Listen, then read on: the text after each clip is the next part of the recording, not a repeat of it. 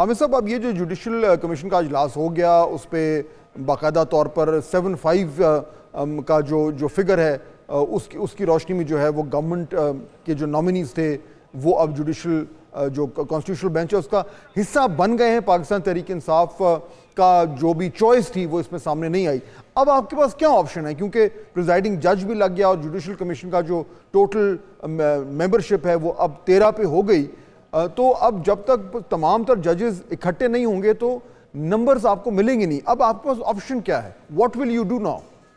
نہیں، ہم نے تو آلریڈی ایکسرسائز کی ہوئی آپشن کہ ہم نے 26ویں ترمیم کو چیلنج کیا ہوا ہے اور فل کورٹ کے لیے چیلنج کیا ہوا ہے۔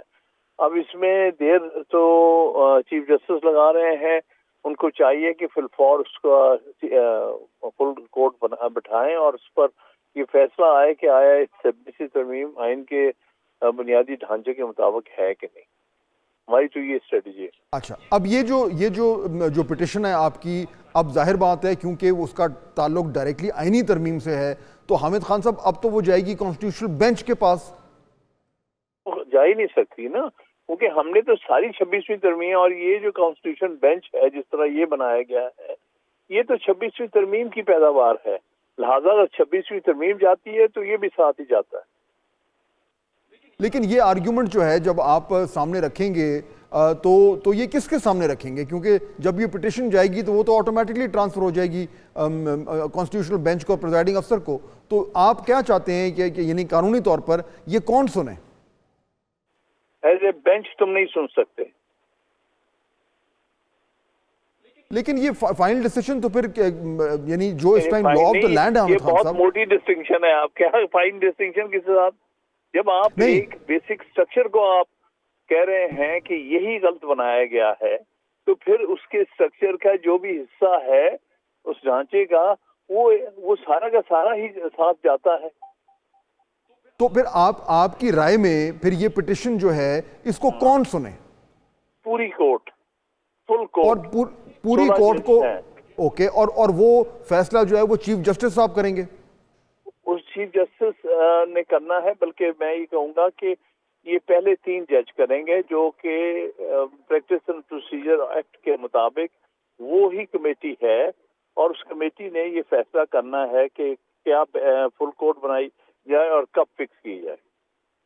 لیکن حامد خان صاحب اب تھوڑا سا جو میں کنفیوژن تو نہیں کہوں گا، لیکن اب 2 پریکٹس اینڈ پروسیجر کمیٹیز بن گئی، ایک جوڈیشل، ایک کانسٹیٹیوشنل بینچ کی، ایک جو دوسرا سپریم کورٹ ہے، اور دونوں میں پریزائڈنگ جج خود جو ہیں وہ اس کے ممبر ہیں۔ اب سوال جو میں سمجھنا چاہ رہا ہوں آپ سے، آپ کی پٹیشن یہ بینچ کانسٹیٹیوشنل بینچ بننے سے پہلے آئی ہوئی ہے، اب کیا وہ آٹومیٹکلی چیف جسٹس صاحب نے خود فیصلہ کرنا ہے یا ان کی ثوابدید ہے کہ وہ اس کو جو ہے وہ ریفر کر دیں کانسٹیٹیوشنل بینچ کو اور ان کی جو کمیٹی ہے وہ یہ فیصلہ کرے کہ اس پٹیشن کو کیسے لے کے چلنا ہے؟ 2 کمیٹیز کو مکس اپ کر رہے ہیں بھائی۔ کمیٹی جو ہے وہ تو ساری سپریم کورٹ کی ایک کمیٹی ہے پریکٹس اینڈ پروسیجر کے تحت، جس میں چیف جسٹس اور 2 سینئر موسٹ جج ہیں۔ تو انہوں نے فیصلہ کرنا ہے کہ کیا بینچ بنایا جائے اور کس کیس کو کس دن لگایا جائے۔ بینچ تو اس کیس میں فل کورٹ ہی بنتی ہے، کیونکہ اس پر آلریڈی سپریم کورٹ کا ایک پریسیڈنٹ ہے 2015 کا، جس میں جب ہم نے 21ویں ترمیم چیلنج کی تھی تو اس کے لیے فل کورٹ بنی تھی۔ اس وقت کے 17 ججز نے سنا تھا، ناصر ولف نے اس کو ہیڈ کیا تھا۔ تو بڑا واضح اس کے اوپر پریسیڈنٹ موجود ہے اور وہی ہونا چاہیے۔ لیکن حامد خان صاحب جو لیجسلیشن پاس ہوئی ہے، جو کل پاس ہوئی ہے، اس کی روشنی میں جو پریکٹس اینڈ پروسیجر کمیٹی ہے وہ بھی ریکانسٹیٹیوٹ ہو گئی ہے۔ اب چیف جسٹس کے ساتھ 2 سینئر ممبران نہیں ہیں بلکہ chief justice, senior most in کے بعد، اور کانسٹیٹیوشنل بینچ کے پریزائڈنگ جج۔ اب کمیٹی یہ ہے؟ ہاں کمیٹی ہے۔ میرے نزدیک تو یہ لا بھی اسٹرائک ڈاؤن ہو جانا چاہیے۔ یہ جو آرڈیننس کو جس کو انہوں نے مہر لگائی ہے وہ میرے نزدیک تو بنیادی طور پہ غیر آئینی ہے۔ تو یہ بھی ہم نے ساتھ ہی چیلنج کیا ہوا ہے، اسی پٹیشن میں یہ بھی چیلنج ہے۔ لیکن اسی ترمیم کے ذریعے جو جوڈیشل کمیشن بنا ہے اس کا تو پاکستان تحریک انصاف حصہ بن گئی ہے، تو پھر یہاں بھی تو کانٹرڈکشن ہے۔ حصہ جوڈیشل کمیشن جو تھا اس کے تو خلاف کبھی بھی نہیں تھے۔ جوڈیشل کمیشن تو ایکچولی بنا ہے 18ویں ترمیم میں، اب تو نہیں بنا، لیکن یہ ریکانسٹیٹیوٹ ہوا نا، اس کی جس طرح کانسٹیٹیوشن کی گئی اس کے ہم خلاف ہے۔ وہ غلط ہے. اس میں باہر کے لوگوں کی میجورٹی اور لیکن پھر آپ حامد خان صاحب پھر آپ اس کے ممبر بھی بن گئے نا, یا تو ممبر نہ کیا بنتے. ہو گیا اگر بن بھی گیا تو اس سے ہم کیا ہو گیا, ہمیں کیا ہو گیا؟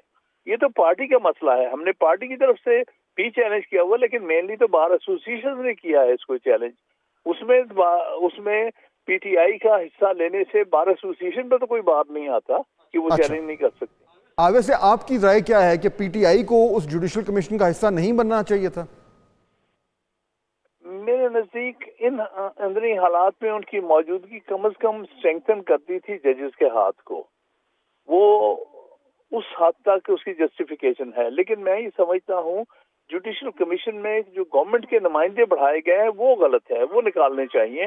ادروائز جوڈیشل کمیشن میں تو کوئی حرج نہیں ہے, یہ تو پرانا بنا ہوا ہے. اس کی کانسٹیٹیوشن جو چینج کی گئی ہے وہ غلط ہے. اس میں اپوزیشن کے ممبرز بٹھانے میں کوئی حرج نہیں. گورنمنٹ کے 2 نمائندے بھی بیٹھ جائیں بیشک پارلیمنٹ کے, کوئی حرج نہیں. کہاں خرچ آیا ہے؟ وہ یہ آیا ہے کہ انہوں نے وہ 2 اور ایڈیشنل گورنمنٹ کو دے دیے ہیں کہ وہ ایک مائنورٹی کا اور ایک ویمن کا نامینی دے دے. اس میں یہ بالکل غیر ضروری تھا, صرف اپنی نمبر بڑھانے کے لیے. اگر وہ 2 باہر ہوتے تو یہ فیصلہ یہ نہیں ہو سکتا تھا.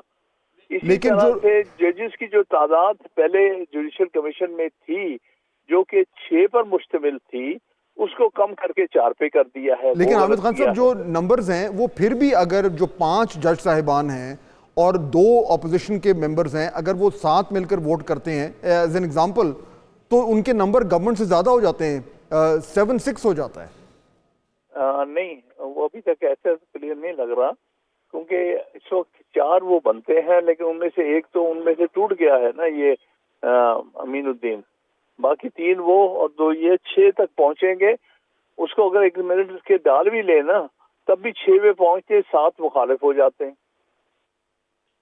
چلیں وہ تو پھر عدلیہ کے اندر اگر ڈویژن آ گیا تو اس سے ظاہر بات ہے وہ جو ایک لاجک ہے کہ جی عدلیہ اگر اپنی جو اتحاد ہے وہ قائم رکھے تو پھر ان کے بعد نمبرز ہیں. حامد خان صاحب فائنل کوسچن مجھے بتائے گا, ان کیس یہ فل بینچ نہیں بنتا یا اس میں ڈیلے ہوتا ہے تو پلان بی کیا ہے آپ کے پاس؟ دیکھیے پہلا ہمارا مسئلہ تو طے ہو, اس میں دونوں ججز نے, سینئر ججز نے کہا ہے کہ فل کورٹ بنائی جائے. ہمیں امید ہے کہ چیف جسٹس ان کی بات مان کے اگلے ہفتے فل کورٹ کانسٹیٹیوٹ کریں گے, اور کرنا چاہیے. اگر وہ آئین کو بچانا چاہتے ہیں اور عدلیہ کا وقار قائم کرنا چاہتے ہیں تو انہیں کرنا پڑے گا, ورنہ تو یہی حشر ہوگا جو آج کیا گیا ہے. پہلی دفعہ چیف جسٹس اتنا بے بس نظر آیا ہے, سینئر پوری جج اتنے بے بس نظر آئے ہیں کہ اس قسم کے سیاسی ایجنڈے رکھنے والوں کے سامنے وہ عدلیہ کی وقار کو قائم نہیں رکھ سکے. تو اس لیے یہ تو ایک ایسی ہے اور لیٹر جتنی جلدی بھی یہ عدلیہ کو بچانے کی کوشش کریں گے اتنا ہی بہتر ہوگا, ورنہ یہ معاملات اور الجھتے چلے جائیں گے اور ملک کی زیادہ آئین کی تباہی اور عدلیہ کی تباہی ہو جائے گی. حامد خان صاحب بہت شکریہ ہمیں جوائن کرنے کا.